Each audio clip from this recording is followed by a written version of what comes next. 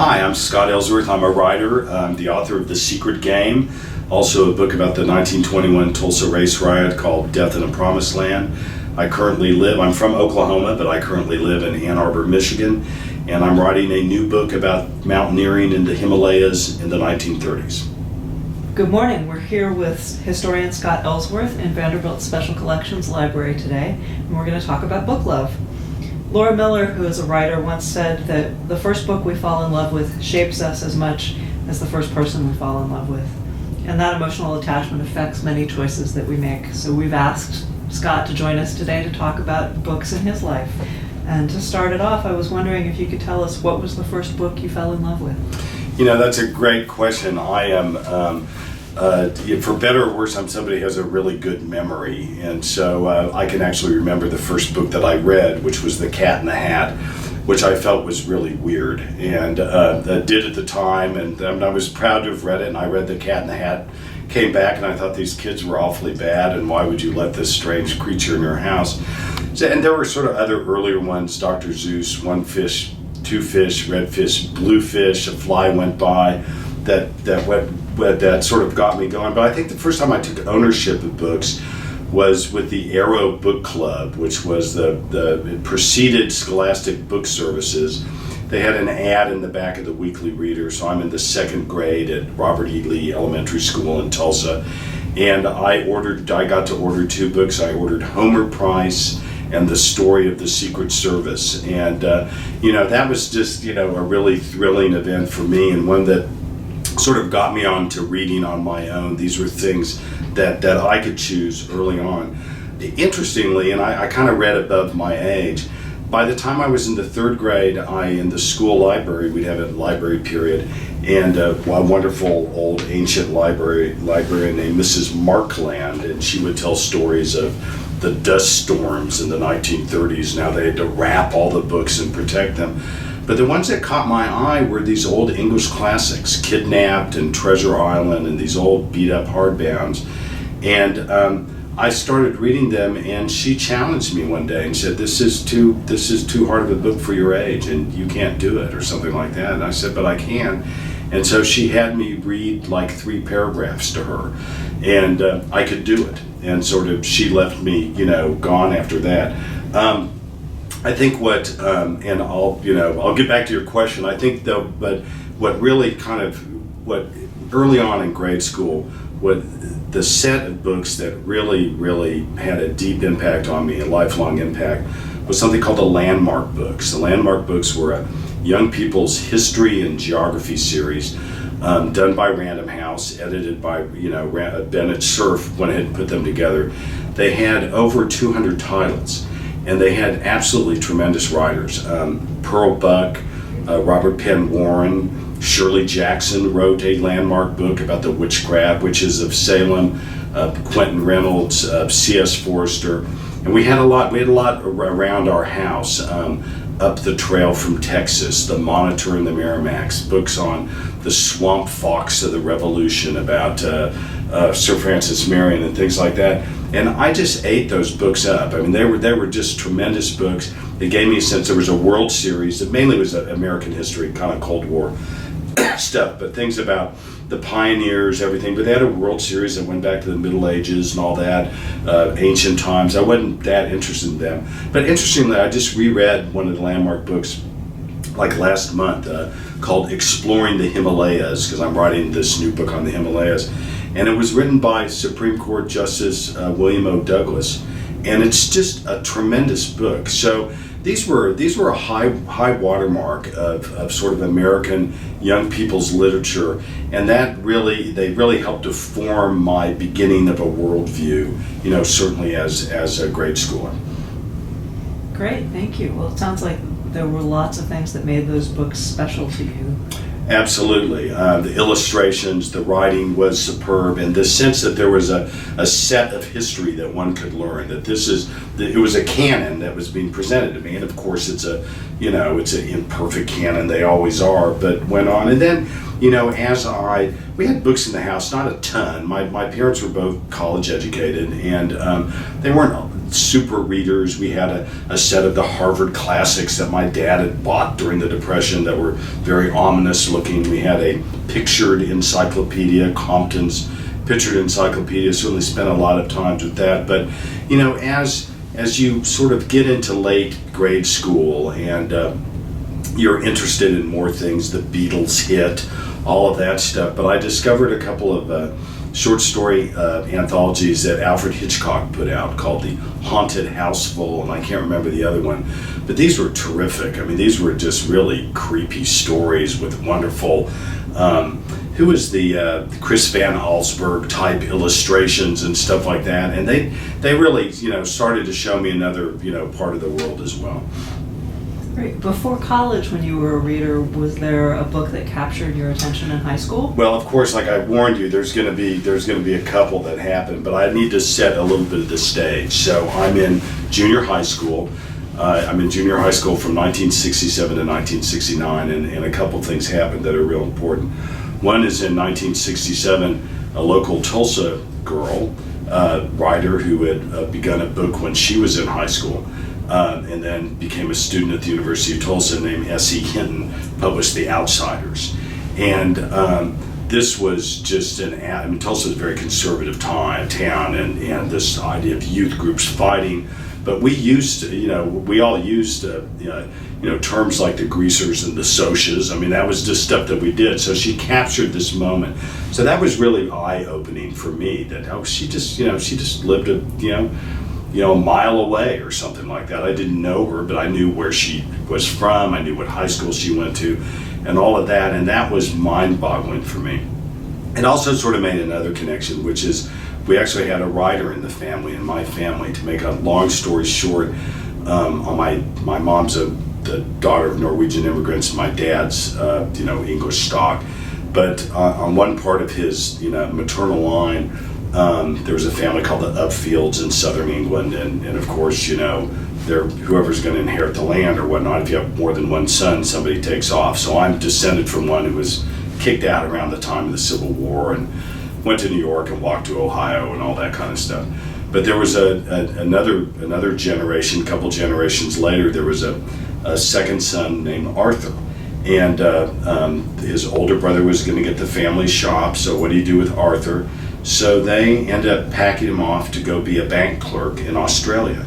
And he's sent out there, he walks into the bank in Sydney and says, "This is not the life for me," and takes off. And for about 8 years, he was in the outback of Australia. This is right before World War I.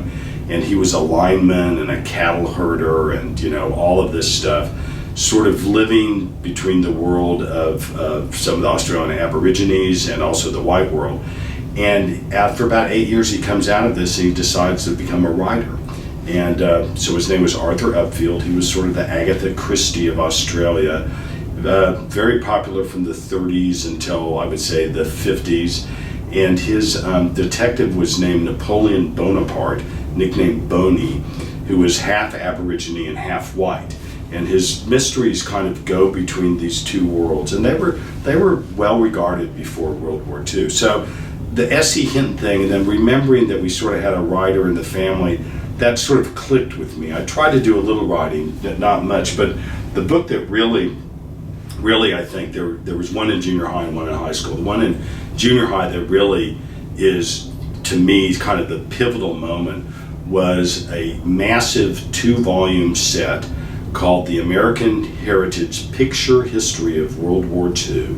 It was, I just looked it up, it had 640 pages, hardbound volume in a slipcase, richly illustrated, maps, everything. My parents had met during the war, and of course they had been involved in the war, and all my aunts and uncles, but this was the first time I could ever, really put the war together. There were eyewitness accounts, there was stuff, so I learned about the Holocaust for the first time, and it was something that I just pored over for years and years, and it's really something that really clicked in a way that no other books ever did. And it was expensive, and my parents were, they lived through the Depression, were quite frugal, but it's interesting that they decided to make that purchase, and it would be worthwhile, but they sure got their money's worth.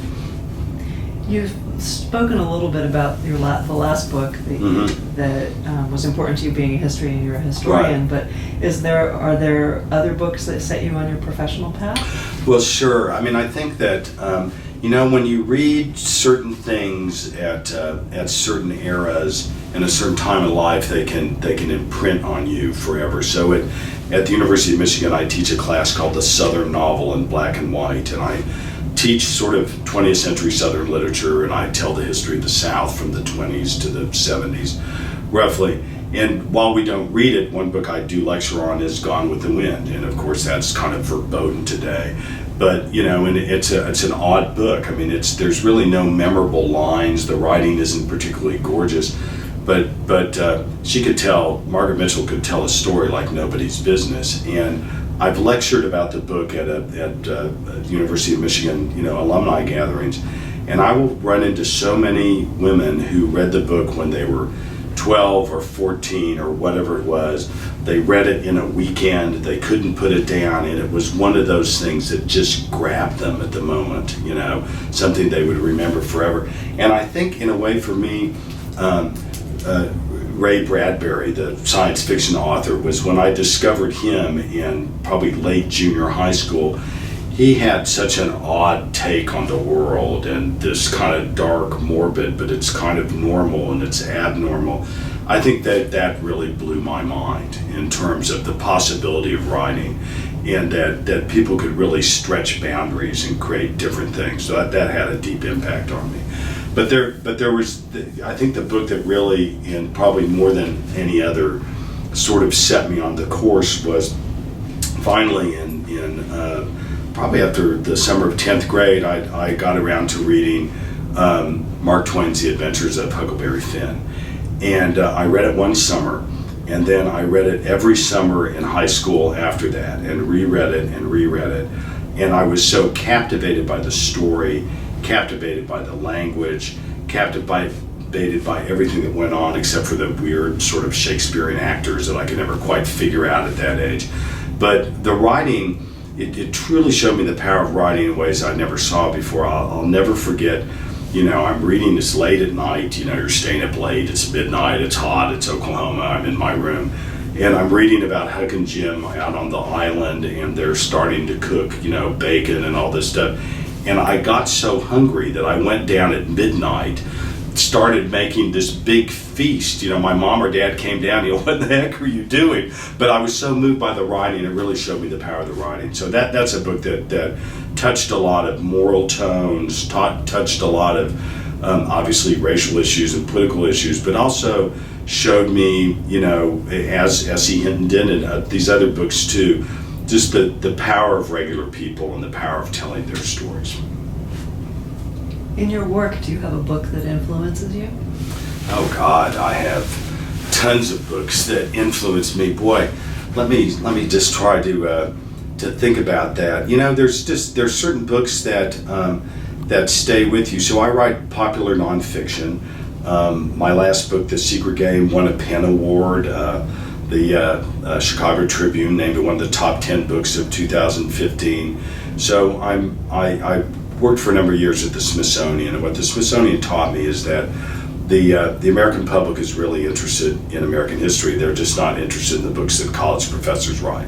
So I've always tried to write for a larger audience, but it's oftentimes it's nonfiction that it really affects me the most. Dickens, I love Great Expectations. I mean, I love Norman Maclean's A River Runs Through It, this wonderful story of fathers and sons and fly fishing and Christianity in western Montana. So there are books like that I hold very dear. Truman Capote's had a huge impact on me.